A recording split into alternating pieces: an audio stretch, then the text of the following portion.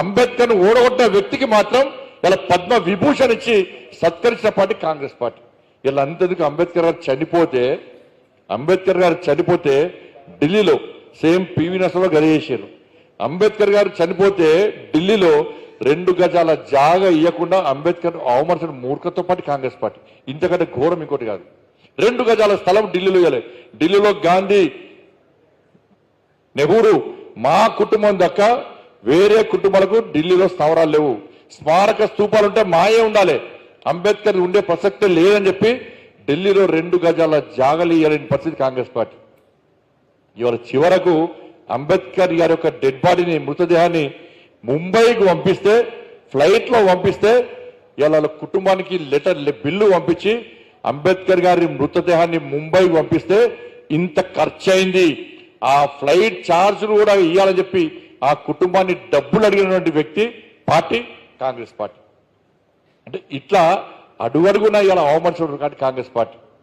ఇలా అంబేద్కర్ యొక్క రాజకీయ చరిత్ర లేకుండా పార్టీ కాంగ్రెస్ పార్టీ.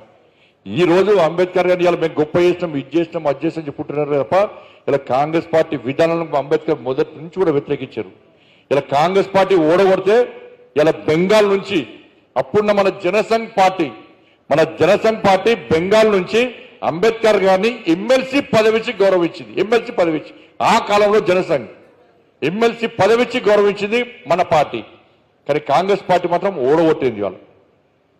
కాబట్టి ఇలా కాంగ్రెస్ పార్టీ అడుగడుగున ఇలా అంబేద్కర్ అవమానించిన విషయాన్ని మనం గుర్తుంచుకోవాల్సిన అవసరం ఉంది. కానీ నరేంద్ర మోడీ గారి ప్రభుత్వం ఇలా అంబేద్కర్ రాజ్యం నడిపిస్తుంది దేశంలో. ఇలా ప్రజాస్వామ్యం బతుకుంది అంటే ఇప్పటికీ ఇలా దేశ ప్రజలలో స్వేచ్ఛ వాళ్ళు పిలుస్తున్నట్టే అది నరేంద్ర మోడీ గారు అంబేద్కర్ స్ఫూర్తిగా తీసుకునే ఈ దేశాన్ని పాలిస్తుంది. కాబట్టి ఇలా విపి సింగ్ ప్రభుత్వంలో బీజేపీ మద్దతు ద్వారా ఏర్పడే విపి సింగ్ ప్రభుత్వం ఏర్పడిన తర్వాత భారత రత్న ఇచ్చి గౌరవించిన పార్టీ భారతీయ జనతా పార్టీ. అరే సెంట్రల్ హాల్లో అందరి ఫోటోలు ఉంటాయి. సెంట్రల్ హాల్లో మేమే ఆశ్చర్యపోయినాం. సెంట్రల్ హాల్ చూడడం పోతే మొత్తం అందరి ఫోటోలు ఉన్నాయి. ఆడ కేవలం అంబేద్కర్ గారి ఫోటో లేదు. మోడీ గారు ఆశ్చర్యపోయారు, అరే వాజ్పేయి గారు ఆశ్చర్యపోయారు, అంబేద్కర్ గారి ఫోటో లేదు కదా చెప్పండి. ఇలా భారతీయ జనతా పార్టీ ప్రభుత్వం వచ్చినాకనే సెంట్రల్ హాల్లో ఇలా అంబేద్కర్ గారి చిత్రపటాన్ని పెట్టినటువంటి పార్టీ భారతీయ జనతా పార్టీ. అటువంటి నాయకత్వం మన నాయకత్వం. ఇలా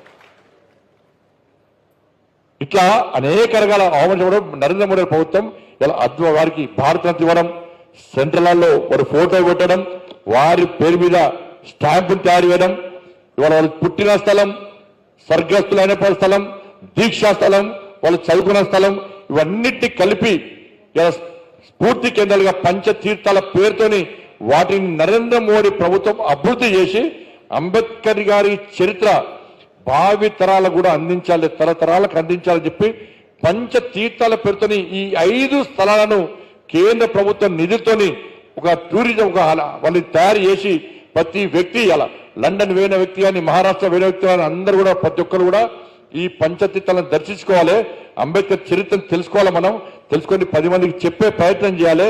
దేవాలయాలను ఏ విధంగా సందర్శిస్తామో ఈ పంచతీర్థాలను కూడా ప్రతి భారతీయ జనతా పార్టీ కార్యకర్త, ప్రతి భారతీయుడు సందర్శించాలని చెప్పి పంచతీర్థాల పెడుతుని అభివృద్ధి చేసినటువంటి పార్టీ భారతీయ జనతా పార్టీ. అటువంటి ప్రభుత్వం నరేంద్ర మోడీ ప్రభుత్వం. కాంగ్రెస్ పార్టీ ఇన్ని సంవత్సరాల కాలంలో ఏ ఒక్క అంబేద్కర్ యొక్క స్మృతి వనం కట్టే ప్రయత్నం చేయలే, పంచతీర్థాలు కట్టే ప్రయత్నం చేయలే, అంబేద్కర్ తలిచే ప్రయత్నం చేయలే, అంబేద్కర్ కొలిచే ప్రయత్నం చేయలే. ఈ విధంగా కాంగ్రెస్ పార్టీ అవమానిస్తే ఇలా భారతీయ జనతా పార్టీ స్ఫూర్తి చేసుకుని ముందుకు వచ్చింది. వాళ్ళు చూడండి, వాళ్ళ అనేక సంక్షేమ పథకాలు ఇవాళ భారతీయ జనతా పార్టీ పేదలకు అందించాలి. ఎట్లయితే అట్టడు వర్గాలకు ఇవాళ మనం ఆదరించాలి, సమాన స్థాయికి తీసుకురావాలని చెప్పి అంబేద్కర్ భావించిండో అందుకే ఇవాళ పేద ప్రజలకు ఇవాళ 3 కోట్లు గతంలో ప్రధానమంత్రి ఆవాస్ యోజన కింద ఇండ్లు ఇచ్చినాం. ఇవాళ 4 కోట్లు మళ్ళా ఇంకా ఇస్తున్నామని ఇవాళ 12 కోట్లు ఇవాళ టాయిలెట్స్ అందించినాం. గరీబ్ కళ్యాణ్ అన్న యోజన కింద పేదలకు బియ్యం ఇస్తున్నాం. ఉజ్వల గ్యాస్ కింద ఉచిత గ్యాస్ ఇస్తున్నాం. ముద్రా లోన్లు ఇస్తున్నాం.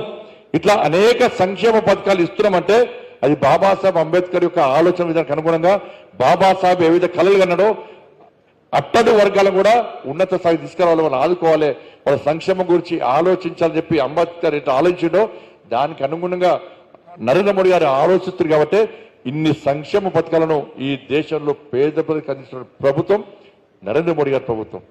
ఇది చరిత్ర. అందుకే మహిళా రిజర్వేషన్లు చూడండి.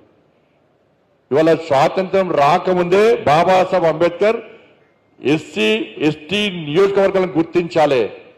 ఆ సపరేట్ నియోజకవర్గాలు లేకుంటే ఎస్సీ ఎస్టీ వర్గాలను ప్రజలు ఉన్నత వర్గాలు వాళ్ళు అవమానిస్తే వాళ్ళు గ్రహించారు, వాళ్ళు ప్రోత్సహించాలని భావించే స్వాతంత్రం రాకముందే ఎస్సీ ఎస్టీ నియోజకవర్గాలను ఏర్పరచాలని చెప్పి ముందు చూపుతో గ్రహించిన గొప్ప వ్యక్తి అంబేద్కర్. ఇలా కాంగ్రెస్ పార్టీ రాజీవ్ గాంధీ మొదటి నుంచి కూడా రిజర్వేషన్ వ్యతిరేకిస్తున్నాడు. రిజర్వేషన్లకు అంబేద్కర్ మీద కోపంతో రిజర్వేషన్లు మొదటి నుంచి వ్యతిరేకిస్తున్న పార్టీ కాంగ్రెస్ పార్టీ. ఇలా నరేంద్ర మోడీ ప్రభుత్వం ఇలా మహిళలకు కూడా బాబాసాహెబ్ అంబేద్కర్ మహిళల గురించి ఆలోచించడం, దానికి అనుగుణంగానే ఇలా మహిళా రిజర్వేషన్ ఇవ్వాలి ఉండాలని చెప్పి 33% మహిళా రిజర్వేషన్ తీసుకొస్తే ఇలా కాంగ్రెస్ పార్టీ అలయన్స్ పార్టీలు ఏ విధంగా వ్యతిరేకించడం అందరికీ తెలుసు.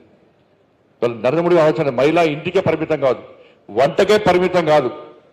ఇవాళ చిన్న మామూలు గ్రామ స్థాయిలో నుండి మామూలు బిచ్చమెత్తుకునే మహిళ కూడా ఒక్కసారి ఎమ్మెల్యే కావాలి, ఎంపీ కావాలన్న ఆలోచన రావాలి. చిన్న కింది స్థాయి మహిళలు కూడా ఉన్నత స్థాయికి పోవాలి. పార్లమెంట్లో కానీ శాసనసభలో కానీ వాళ్ళ ప్రాతినిధ్యం ఉండాలి. అప్పుడే ఆ పార్లమెంటుకు ఆ శాసనసభకు కళ వస్తుందని చెప్పి భావించే ఇలా నరేంద్ర మోడీ ప్రభుత్వం 33% రిజర్వేషన్ ఇస్తే ఇలా ఇన్ని సంవత్సరాల్లో రిజర్వేషన్ గురించి ఆలోచించిన కాంగ్రెస్ పార్టీ, మొదటి నుంచి మహిళా రిజర్వేషన్ వ్యతిరేకిస్తున్న కాంగ్రెస్ పార్టీ, మహిళా ద్రోహిగా మారిన కాంగ్రెస్ పార్టీ వాళ్ళ నరేంద్ర మోడీ ప్రభుత్వం 33% రిజర్వేషన్ ఇచ్చే ప్రయత్నం చేస్తే మన పార్లమెంటు సాక్షిగా కుంటి సాకులు చెప్పి ఏ విధంగా అడ్డుకున్నది ఒక్కసారి ఆలోచించండి. ఇవాళ ఇండియా అలయన్స్ ఏంటంటే వాళ్ళకి అదే మొన్నోడు చెప్పినా మళ్ళీ చెప్తుంది. ఇవాళ వాళ్ళ కుటుంబ సభ్యులు కాంగ్రెస్ పార్టీ కానీ ఇతర పార్టీ నాయకులు ఎవరైతే మహిళా రిజర్వేషన్ అడ్డుకున్నారో వాళ్ళ ఆలోచన ఏంటంటే మా భార్య పిల్లలే మా తల్లులే పార్లమెంట్లో ఉండాలి, శాసనసభలో ఉండాలి, వేరే మహిళలు ఉండే ప్రసక్తే లేదని చెప్పి ఒక కుట్రతో వ్యతిరేకించే ప్రయత్నం చేశారు. ఇందిరాగాంధీ కాంగ్రెస్ పార్టీ ఇందిరాగాంధీ సోనియా గాంధీకి ఇవ్వలేదు అంటున్నారు. ఇందిరాగాంధీ సోనియా గాంధీ ప్రియాంక గాంధీ సోనియా గాంధీకి మంత్రి పదవులు పార్లమెంటు సభ్యత్వాలు ఇస్తే మహిళలు ఉద్ధరించినట్టు కాదు.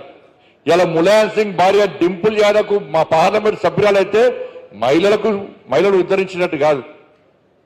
ఇవాళ స్టాలిన్ సిస్టర్ స్టాలిన్ సోదరి కనిమొలికి పార్లమెంట్ సభ్యురాల పదవి ఇస్తే మహిళలకు ఇచ్చినట్టు కాదు. శరద్ పవార్ కూతురు సుప్రియా సూలకు పార్లమెంట్ సభ్యురాలు ఇస్తే మహిళలకు ఇచ్చినట్టు కాదు. ఇవాళ కుటుంబ వారసత్వం కోసం కాదు ఇలా మహిళా రిజర్వేషన్ బిల్ మోడీ గారికి వచ్చింది. ఇవాళ ఈ దేశంలో ప్రతి మహిళ కూడా నేను శాసనసభ్యురాలు కావాలి, నేను పార్లమెంట్ సభ్యురాలు కావాలి అయి తీరా అని చెప్పి కొంతమంది అనుకుంటారో వాళ్ళని ప్రోత్సహించాలా. ఇంకా మహిళల పట్ల ఆలోచన రావాలి, వాళ్ళ సేవా దృక్పథం ఉంది. ఈ దేశం పట్ల ఈ ధర్మం పట్ల సమాజం పట్ల వాళ్ళ కూడా ఆలోచన ఉంది. ఇంకా రావాలని చెప్పి పురుషులతో సమానంగా వాళ్ళు ఉండాలని చెప్పి ఆలోచనతోని ఇవాళ మహిళా బిల్లు తీసుకొస్తే ఇవాళ కాంగ్రెస్ పార్టీ ఏ విధంగా వ్యతిరేకించిందో, ఏ విధంగా మహిళా ద్రోహిగా మారిందో ఒక్కసారి ఆలోచన అవసరం ఉంది. వాళ్ళ అందుకే అమిత్ షా గారు చెప్పారు ఇవాళ 33% కాదు 50% ఇవ్వడానికి కూడా నరేంద్ర మోడీ ప్రభుత్వం సిద్ధంగా ఉందని చెప్పి పార్లమెంట్ సాక్షిగా ప్రకటించినటువంటి పార్టీ భారతీయ జనతా పార్టీ అనే విషయాన్ని గుర్తుంచుకోవాల్సిన అవసరం ఉంది. ఇవాళ డీలిమిటేషన్ పేరుతో ఇలా కాంగ్రెస్ పార్టీ అడ్డుకునే ప్రయత్నం చేస్తున్నది. ఇలా అంబేద్కర్ హోదాలు ఇచ్చిండు, చిన్న రాష్ట్రాలు సౌలభ్యంతున్న రాష్ట్రాలు చెప్పని. ఇవాళ మోడీ ప్రభుత్వం అదాలు వేస్తున్నది. అరే చిన్న నియోజకవర్గాలు ఉంటే ఎక్కువ పరిపాలన సౌలభ్యం ఉంటుంది, సమస్యలు పరిష్కారం అవుతుంది, ప్రభుత్వం మీద ఒత్తిడి పెరుగుతుంది, ప్రభుత్వం లోపల సేవ చేయాలన్న ఆలోచన వస్తుంది, ప్రభుత్వం లోపల కూడా అభివృద్ధి చేయాలన్న ఆలోచన ఉంటుంది. కాబట్టి చిన్న నియోజకవర్గాలు ఉండాలని చెప్పి నరేంద్ర మోడీ ప్రభుత్వం దేశ వ్యాప్తంగా ఉన్నటువంటి అన్ని నియోజకవర్గాల్లో 50% పెంచే ప్రయత్నం చేయాలని చెప్పి ఇలా ఒక క్రైటీరియా తీసుకొని ఈ రాష్ట్రం ఆ రాష్ట్రం ఈ రాష్ట్రానికి పద్ధతి ఆ రాష్ట్రానికి పద్ధతి అని కాకుండా దేశ వ్యాప్తంగా ఉన్నటువంటి అన్ని రాష్ట్రాల్లో 50% సీట్లు పెంచాలని చెప్పి ఒక నిర్ణయించుకున్నది. తెలంగాణకు ఒక రకంగా, మహారాష్ట్రకు ఒక రకంగా, గుజరాత్ ఒక రకంగా దేశవ్యాప్తంగా 50% సీట్లు పెంచాలని చెప్పి నరేంద్ర మోడీ ప్రభుత్వం. ఇవాళ మనకు 17 పార్లమెంట్ సీట్లు 26 వస్తే ఇంకో కొంతమందికి అవకాశం ఉంటుంది. ఇలా 119 అసెంబ్లీ సీట్లు ఇవ్వాలి, 50% పెరిగితే ఇంకా అనేక మందికి ఎమ్మెల్యేలు కావాలని చెప్పి కొంతమంది యువకులకు కొత్త ఆశలు ఉన్నాయి. వాళ్ళందరి ఆశ ఉంటుంది, వాళ్ళు కూడా ఒక ఆలోచనతో ఉన్నారు. కాబట్టి అందరికీ అవకాశం ఇవ్వాలి, రాజకీయంగా అవకాశం ఇవ్వాలి, గెలిచే అవకాశం ఇవ్వాలి, పోటీ చేసే అవకాశం ఇవ్వాలని చెప్పి నరేంద్ర మోడీ ప్రభుత్వం కొత్త తరాన్ని తీసుకురావాలని చెప్పి ఇవాళ వాళ్ళు ఆలోచిస్తే వాళ్ళ ఆశల మీద అడియాల్సి చేసి వాళ్ళ ఆశల మీద నీళ్లు చల్లే పార్టీ వాళ్ళ కాంగ్రెస్ పార్టీ 50% సీట్లు వేస్తే ఏమంటుంది ఇలా జీడిపి ద్వారా పెంచాలంటాడు. ఇవాళ అట్లా అనుకుంటే ఇలా మీరు హైదరాబాద్ తీసుకొని తెలంగాణ తీసుకుందాం, హైదరాబాద్ నుంచే ఎక్కువ రెవెన్యూ ఆదాయం వస్తుంది. తెలంగాణలో 70% హైదరాబాద్ నుంచే వస్తుంది. ఇలా రేవంత్ రెడ్డి ఆలోచన ప్రకారం చూస్తే ఈ హైదరాబాద్ ఉన్న జిహెచ్ఎంసీ ఉన్నటువంటి ఒక్కొక్క డివిజన్ ఒక్కొక్క శాసనసభ నియోజకవర్గం అవుతుంది. ఒక్కొక్క డివిజన్ పక్క ఒక శాసనసభ నియోజకవర్గం అవుతుంది. ఇలా రేవంత్ రెడ్డి ఆలోచించాలి. ఇలా హైదరాబాద్ వాళ్ళు ఆలోచించి ఆదాయ పరంగా మీకు నియోజకవర్గాలు చేయాలనుకుంటే